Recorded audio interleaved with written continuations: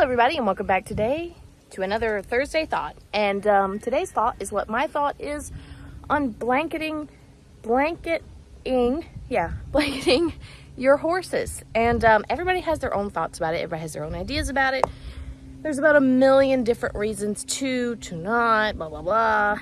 And I have found, just personally, the first thing I found is that as long as your horse is happy, healthy, taken care of, doesn't freeze to death, doesn't have any issues with sweating too much and getting pneumonia, if those things aren't an issue, you're doing a good job.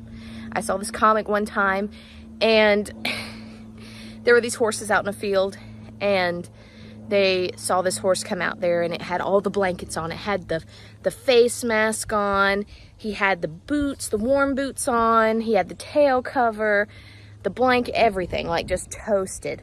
And he was a toasted horse. And basically these horses were like, "What happened to you?" And the horse said, "My owner was cold," because all these other horses didn't have blankets on. And it's just funny because, you know, sometimes we think, oh my gosh, it's so cold. How could these animals not be cold? And there are some animals. That's like the difference between, we have three types of dogs. We have a pug, we have a German Shepherd, and we have a Corgi. The Corgi and the German Shepherd, they grow really thick winter coats. If there's a snow day and we let them go out there and play in the snow, they come back in.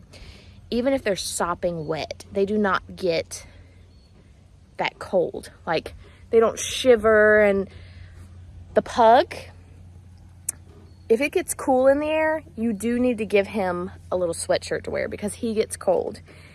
And that's just a difference in just breeds of dogs. But with horses, a lot of times it can depend on age. It can depend on how healthy they are with growing their winter coats, because some horses that are not very healthy, even though they may be young, have a hard time growing a winter coat because of nutrition, stuff like that. And one thing that we've kind of held as a rule of thumb, myself and my trainer kind of both have the same idea of blanketing, is number one, until we get into, I believe it's December 21st. Yes, December 21st. We try to not blanket our horses at all. The only exception is if it gets into the teens at night. If there is a night that it's going to get into the teens, we make an exception, blanket our horses. But otherwise, we like to wait until December 21st and after to even start thinking about blanketing them, because blanketing them too soon, their winter coat will not grow in as well. So even then, even in the wintertime, even after December 21st, we are very cautious about when do we blanket our horses. You know, we don't want to over blanket them, you know, because then you run the issue of they get hot and sweaty and then they can have pneumonia and it's a big mess. So the biggest thing is just to do what works best for your horses.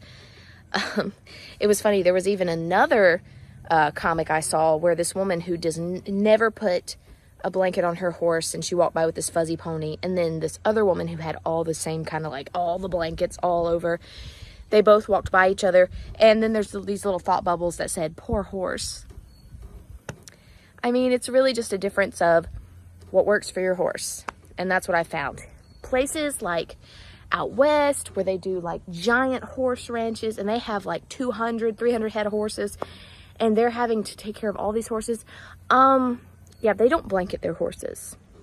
A big thing that they used to do at a barn that I was a part of a long time ago was she would put out corn. And corn is really good about heating up the inside of their body and giving them a lot of internal body heat. And so during the winter, they'd throw out corn, let the horses eat it. It would keep them warm all winter.